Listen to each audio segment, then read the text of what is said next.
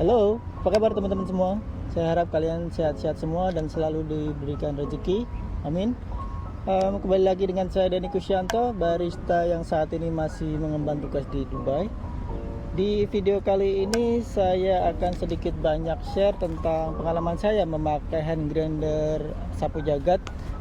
Kenapa saya sebut sapu jagat? Karena memang selama 4 tahun ini hasilnya selalu konsisten dan compact, bisa dibawa kemana-mana, bisa diandalkan di segala medan. Hand grinder ini dari brand Tremor Slim Casnep tipenya. Jadi kalau kalian cek untuk saat ini di harga 1 jutaan. Jadi jauh-jauh hari sebelum saya meminang grinder ini, saya sudah banyak komparasi dari tipe bur maupun brand, dan hal yang terpenting adalah soal harga.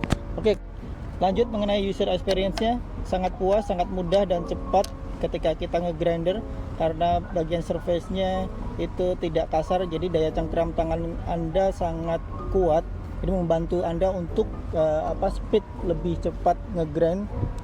Untuk adjustment atau mengganti ukurannya sangat mudah, ke kanan untuk halus, ke kiri untuk kasar, dan kalian ketika ingin melepasnya tinggal putar ke kiri sampai lepas.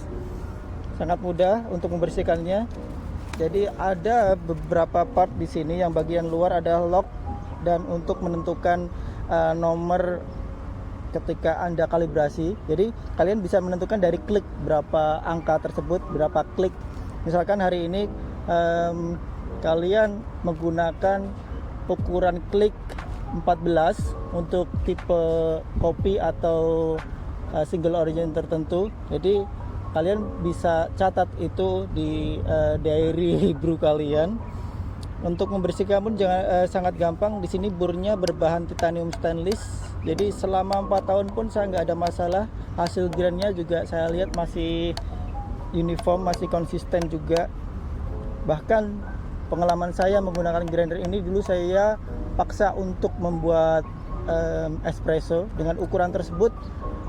Jadi 2 tahun lalu pengalaman saya itu menjual kopi susu menggunakan Aeropress. Jadi saya menggunakan grinder ini untuk ukuran espresso, terus saya ekstrak menggunakan Aeropress. Jadi kopi susu tersebut espressonya dari espresso dan hand grinder ini. Dan feedback dari customer pun, mereka suka dengan kopi susu yang saya jual, karena waktu itu di masa awal-awal pandemi ya. Jadi memang waktu itu kita sebagai pelaku industri kopi memang dipaksa untuk terus berkreasi, bisa menjual produk-produk kita. Waktu itu saya menjual kopi susu, manual brewing maupun cold brew hanya menggunakan grinder ini. Jadi oke, saya ada beberapa tips untuk kalian untuk penggunaan hand grinder, terutama pemilihan beans.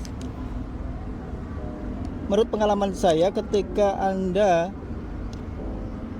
mendapatkan beans yang light to medium, menurut saya jangan dipaksakan dengan profil tersebut, karena istilahnya alot. Jadi susah, sangat keras untuk burnya itu sangat menyiksa. Jadi komparasinya ketika kita ada beans yang light roast, medium atau medium to dark, yang profil medium to dark atau dark itu sangat cepat atau sangat mudah di grind di hand grinder ini.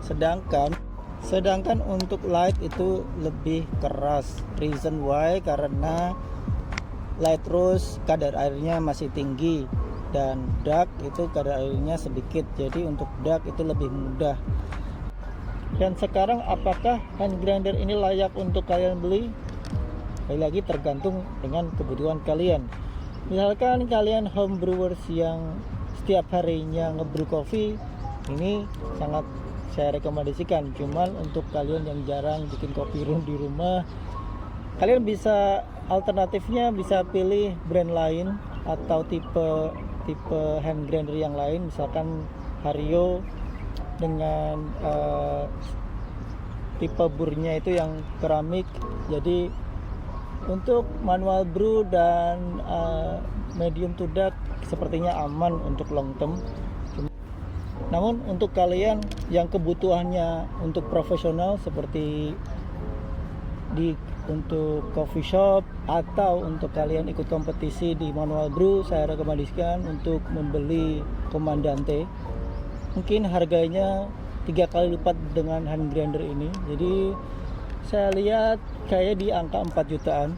Cuman balik lagi dengan hand grinder ini, jadi untuk maksimal kapasitasnya di 28 gram atau 25an. Untuk 50 safe lah, kalian bisa ada ruang di situ untuk dia plug in si covernya, jadi lebih mudah.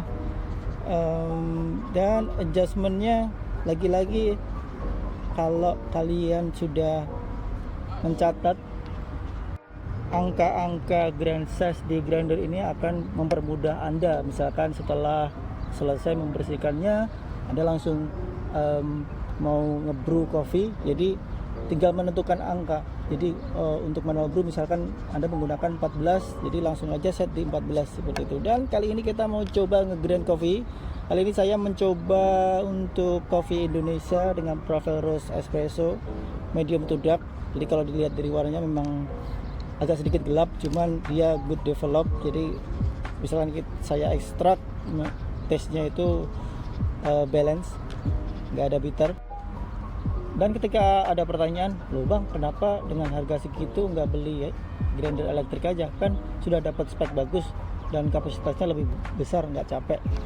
Balik lagi sesuai kebutuhan kalian. Misalkan untuk kalian yang membuka coffee shop baru kecil dengan konsep manual brew, ya saya sarankan untuk membeli grinder elektrik. Cuman untuk kalian yang hanya untuk home brew, sering pergi kemana-mana, hand grinder ini cukup sangat membantu akomodasi kalian. Jadi simple, hasil grindingnya juga uniform, konsisten. And then the last thing about this video, komen di bawah misalkan ada pertanyaan atau Anda mempunyai pengalaman memakai hand grinder seperti ini, bisa komen di bawah, kita bisa saling share, atau teman-teman yang lain bisa untuk jadi bahan komparasi, misalkan ingin membeli sebuah hand grinder seperti itu. Dan hasilnya bisa kalian lihat sendiri di video ini. Inilah hasil grind usia 4 tahun untuk hand grinder Timor.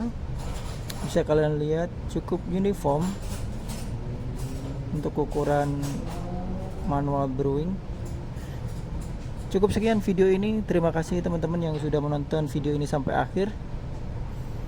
Salam sehat, salam sejahtera. See you to next video. Bye.